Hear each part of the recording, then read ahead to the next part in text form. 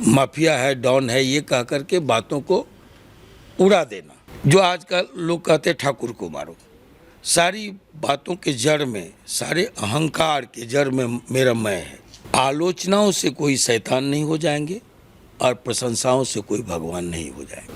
हर कोई जानता है कि बिहार के आनंद मोहन सिंह जी एक बाहुबली राजनेता है, लेकिन इनके जीवन का एक दूसरा पक्ष भी है जो आप नहीं जानते। आज हम आपको उसी पहलू से रूबरू कराएंगे। आनंद मोहन सिंह जी, हर कोई पूरे देश के अंदर एक है, आपकी छवि बनी हुई है कि आप एक बाहुबली नेता है। तो क्या मतलब अपनी इस छवि के बारे में कुछ बताएंगे? देखिए, मैं कौन क्या कहता है इस पर ज़्यादा माथापच्ची नहीं करता, बेकार की बहस में जाना नहीं चाहता। लोग स्वयंभू विद्वान होते हैं और जिसमें कुछ लिखने पढ़ने की क्षमता है, जो वैचारिक स्तर पर एक वैचारिक बहस देश भर में छेड़ सकता है, उसको और क्या कहेंगे। बाहुबली का करके उसको कमतर आंकना, परोसा जाना, मीडिया के माध्यम से, सोशल मीडिया के माध्यम से ये परोसा जाना कि वैचारिक स्तर पर हम कुछ नहीं है, कोई कुछ नहीं है, शून्य है, बाहुबली है, ये माने माफिया है, डॉन है, ये कह करके बातों को उड़ा देना, गंभीर बातों को हल्के में उड़ा देना, ये एक दुष्प्रचार है। मैं किसी संज्ञा से, चाहे लोगों ने रॉबिनहुड कहा हो, चाहे वो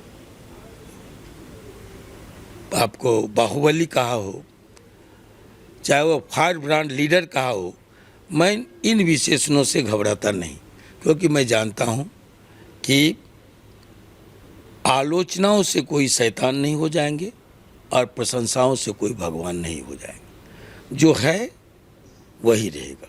बस। अच्छा, आपने जो साहित्य लिखा है उसके बारे में ज़रा बताइए कि इतना गहन अध्ययन आपने क्या क्या, मतलब कितना पढ़ चुके, आप कितने ग्रंथ पढ़ चुके, कितने शास्त्र पढ़ चुके, और फिर आपने ये किताबें लिखी है, तो जाहिर है कि आपने पढ़ाई तो बहुत की है।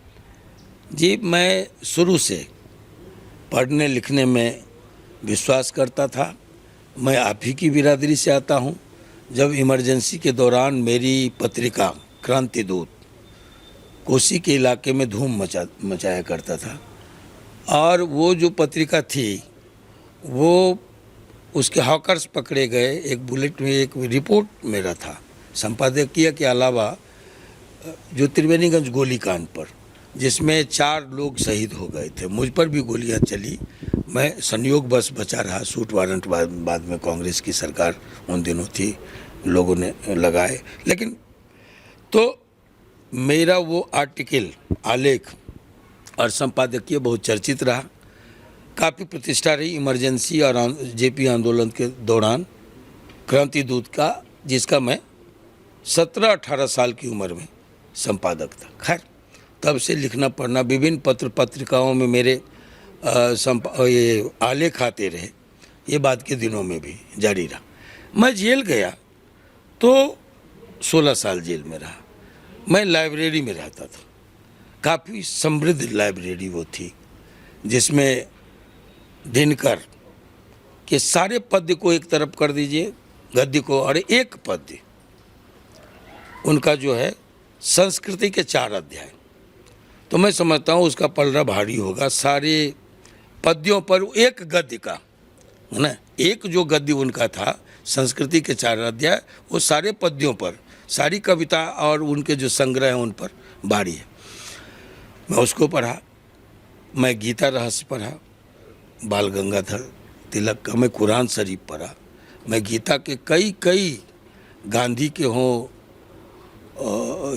प्रभु श्रीपाद के हों, या फिर आपको विनोबा के हों, या तिलक के हों, गांधी के कई किताबों को, जेपी के कई किताबों को, और गीता पर कई जो टीकाकार थे, उन सबों को हमने पढ़ा। और तब मेरी एक कविता आई, मैं कौन हूँ, जिसमें 7वां गीता के 7वें और 8वें अध्याय का पूरा वर्णन है। कई पृष्ठों में वो कविता है, मैं कौन हूँ, जिसमें हमने कहा है, अंत है मेरा कि इस मैं को जल्द मारो।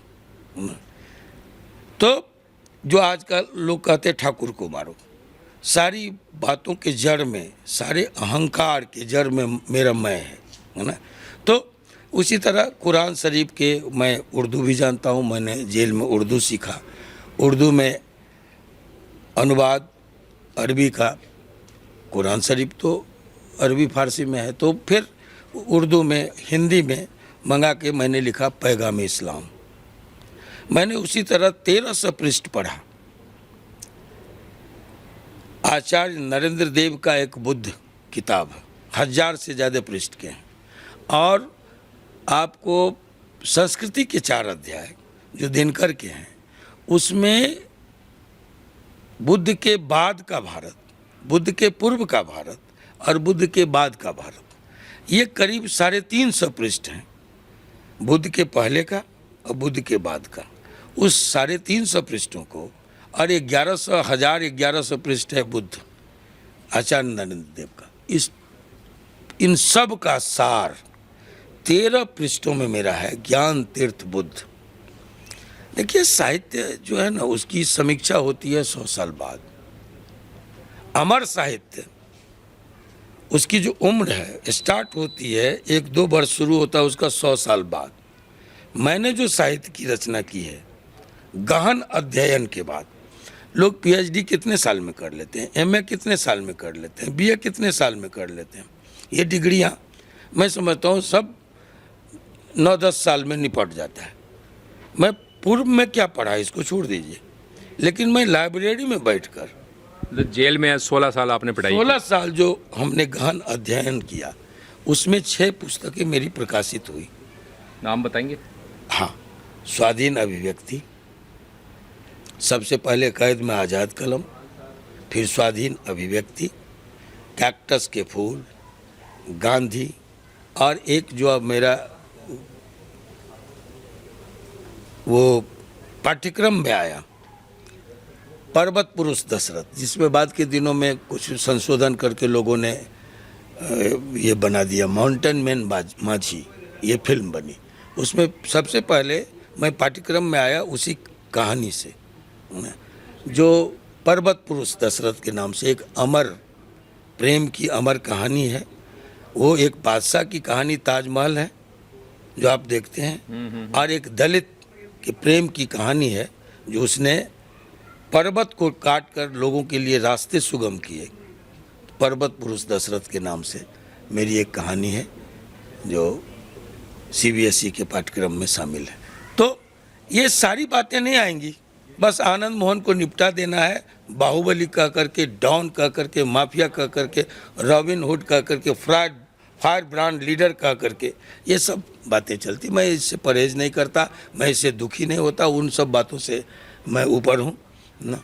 हाँ, अगर अच्छा लगता कि हमारे साहित्य की भी कोई समीक्षा करता और कलम बली भी लिखता। तो आप आनंद मोहन सिंह जी थे जिनके बारे में इनकी छवि बना दी गई कि एक बाहुबली नेता है, लेकिन आपने जो 16 साल जेल में रह के जो अध्ययन किया है और उसके बाद साहित्य की जो रचना की है, उसकी तरफ कोई ध्यान नहीं देता, उसकी कोई समीक्षा नहीं करता। और एक बात और बताऊं, इन्होंने जो दशरथ मांझी के ऊपर जो आलेख लिखा वो आज सीबीएसई की किताबों में पढ़ाया जाता है। इससे इनका जो साहित्यिक स्तर है, इनकी लेखनी का जो स्तर है, उसका आप अनुमान लगा सकते हैं। धन्यवाद।